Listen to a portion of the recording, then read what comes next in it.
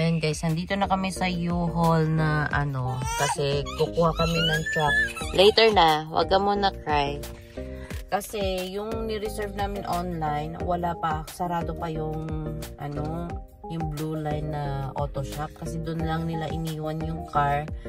Tapos 8 AM dapat namin pick upin, pero sarado pa sila.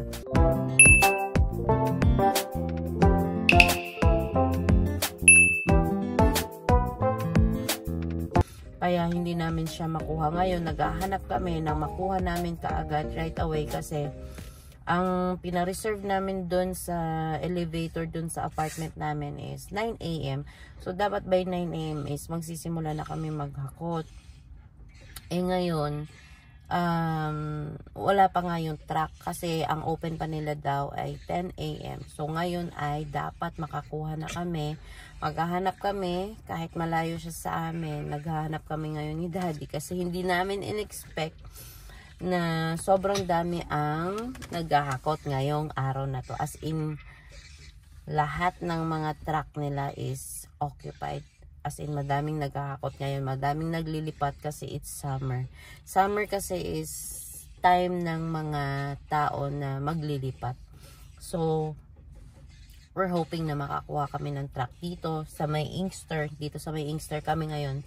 Pumunta na kami ng McPhillips. Wala na daw silang available. As in, wala na daw talaga. So, ngayon sana ay makakuha kami dito sa Inkster kasi marami naman silang bakante. Ayan.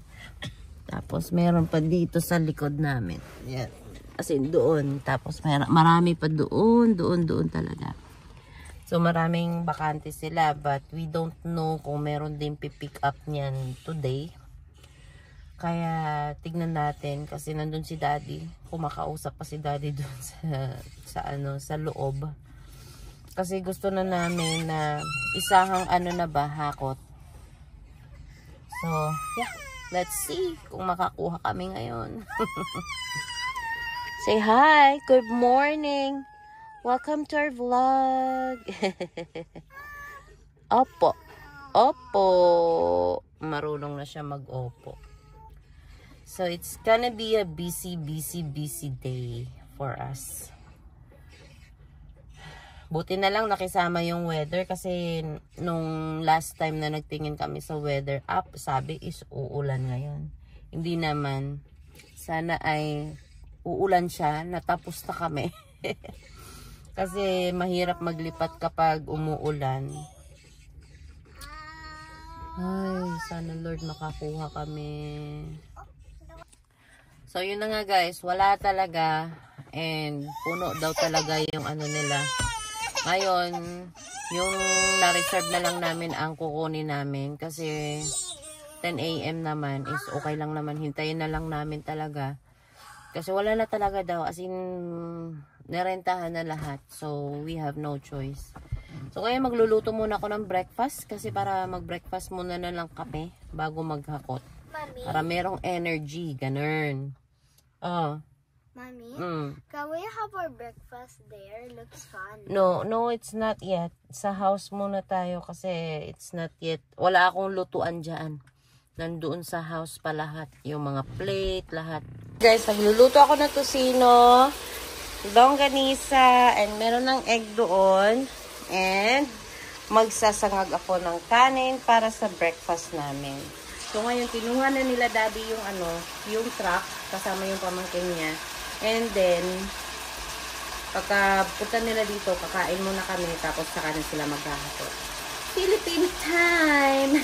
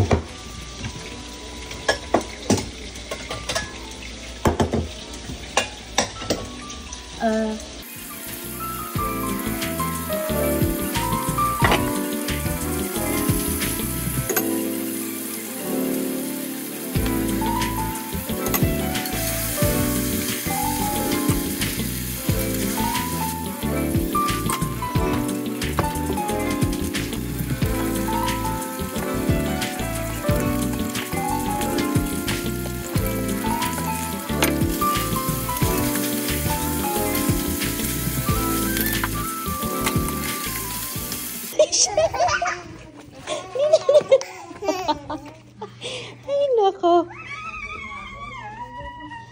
Bakit ka nagbibideo? Nagbablog ka? Go, go, go, go, go. Go, go, go, go, go. Go, go, go. Go, go, go. Yung sitwasyon ng bahay, guys. Nakalipat na lahat. Grabe din. Hindi ko alam ano uunahin dyan. Meron pa doon sa labas, oh. Yan, hindi pa tapos talaga. Yan, dito. Na, guys. Grabe, ang dami pa naming aayusin. Ay, nako. Ay, nako, guys. Nakakapagod maglipat. As in, I'm so tired. We are so tired. Oh. Crocs mo, I don't know, anak. Where is it? Where did you put it? I don't know. There you go.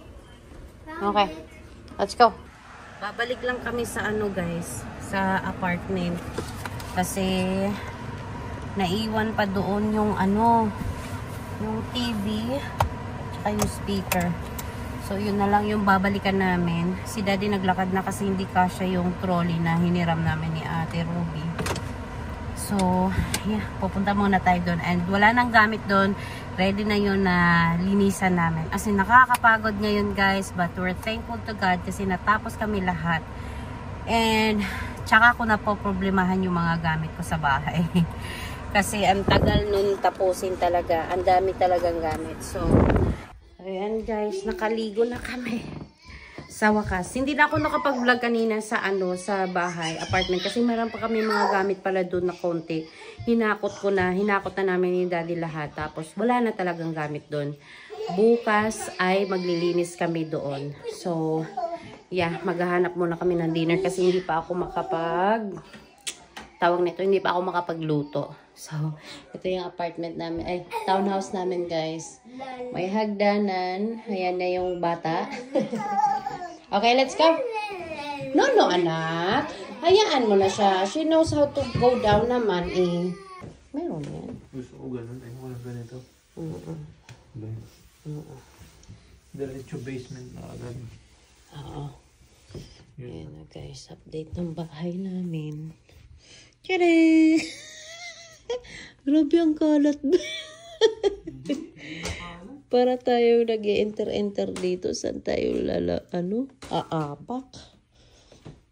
Grabe, hindi ko alam kung ano yung uunahin. Silent cellphone mo kasi baka mawala pa yan. Anong mawala?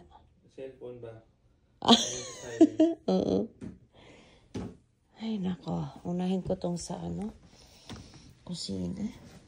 Ako, alam mo, ilalagay sa basement. iyan, yung mga Tupperware. Sa basement yan, eh. Yung mga hindi mo ginagamit. Oo. Ay, nako. Ito, sa basement to, eh. Itong blower. Oh! Pag ano ka ng picture ng before and after. Before and after.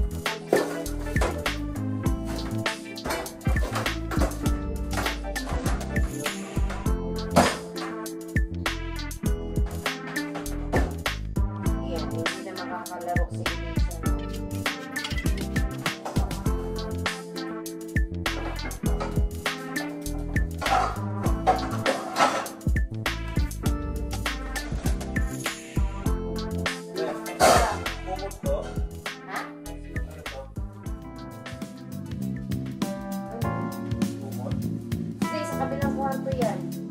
Dito mo lahat yan. Kasi sa kabilang kwarto yan. Hindi natin ginagamit yan.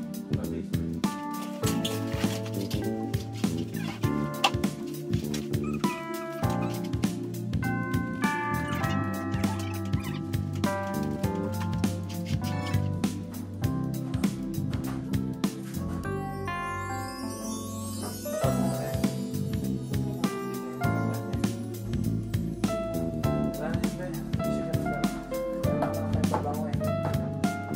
Subukan lang. Ilagay dito sa ano o.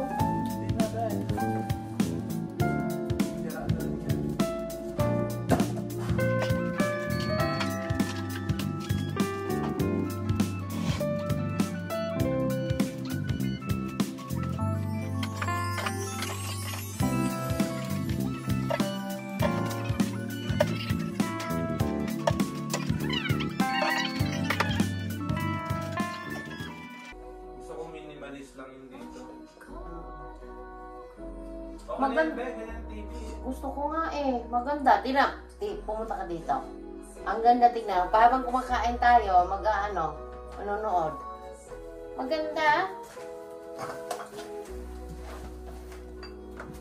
Tingnan mo.